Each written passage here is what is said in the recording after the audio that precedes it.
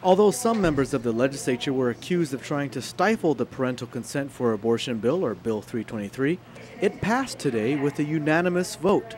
The bill, which would require that minors get parental consent before having an abortion, was introduced by Health Committee Chairman Senator Dennis Rodriguez Jr. and referred to Vice Speaker B.J. Cruz's committee. This referral drew criticism from pro-life advocates against Committee Rules Chairman Senator Roy Respicio and Vice Speaker B.J. Cruz, both of whom ultimately voted yes on the measure. I didn't see what the problem was. I mean, it was just making it very clear, explicit that you needed consent, though it's already in the law that you need consent by a parent. But I think more importantly for me, it's going to have the judiciary put together some rules about how to be able to handle these things. The bill will require the Guam judiciary to develop rules and procedures for dealing with abortion when it comes to cases of rape and incest of minors.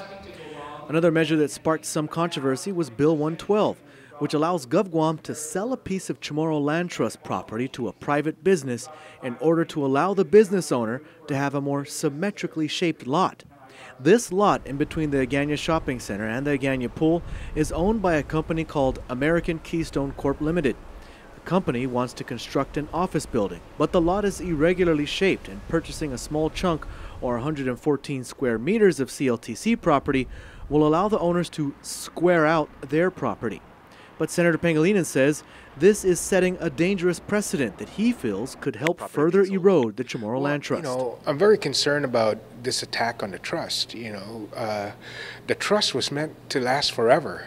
And if we begin the process of dismantling and severing out lots for the convenience of non-beneficiaries, in this case corporation, and sell the property, then it just begins what I think is very dangerous grounds for us to stand on. Everybody now can point to an example of when we did it and can now ask and plead for the same consideration. So I was very concerned about that. I just don't support selling trust property. Meanwhile, Senator Pangilinan was able to pass a bill that he feels will help those who are leasing land trust properties. Originally, the senator was going to try and override the governor's veto of his Bill 241, which would allow land trust lessees to have survey maps recorded at the Department of Land Management. The governor vetoed the bill, saying it would allow for the recording of unofficial survey maps, and thus introduced his own bill, Bill 398, which he says would allow for these unofficial surveys as long as they are approved by the Guam Land Use Commission and the Department of Land Management.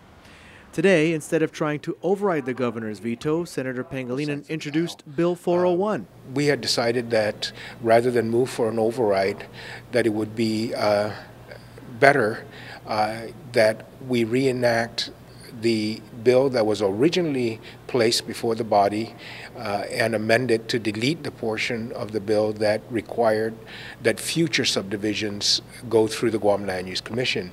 So what we did was we reintroduced the bill with a new number and put that provision back in. Lawmakers also passed Bill 365, which places Tagachang Beach under the control of the Jotnya mayor.